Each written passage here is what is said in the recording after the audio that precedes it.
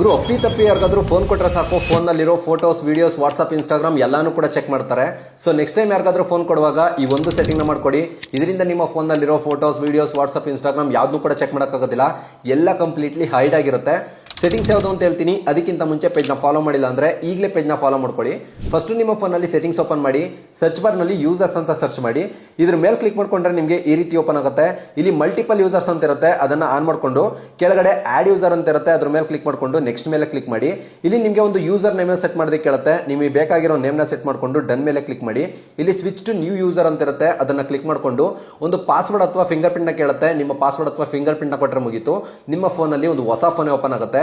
ಇದರಲ್ಲಿ ನಿಮ್ಮ photos, videos, WhatsApp, Instagram ಯಾವುದು ಕೂಡ ಇರೋದಿಲ್ಲ. ಇದು ಕಂಪ್ಲೀಟ್ಲಿ ಹೊಸ ಫೋನ್ ಆಗಿರುತ್ತೆ. ಮತ್ತೆ ನೀವು ಹಳೆ ಫೋನ್ಗೆ ಸ್ವಿಚ್ ಮಾಡಬೇಕು ಅಂದ್ರೆ ಸೆಟ್ಟಿಂಗ್ಸ್ ಓಪನ್ ಮಾಡಿ, ಸರ್ಚ್ ಬಾರ್ ನಲ್ಲಿ ಯೂಸರ್ಸ್ ಅಂತ ಸರ್ಚ್ ಮಾಡಿ. ಇದ್ರ ಮೇಲೆ ಕ್ಲಿಕ್ ಮಾಡ್ಕೊಂಡ್ರೆ ನಿಮಗೆ ಈ ರೀತಿ ಓಪನ್ ಆಗುತ್ತೆ.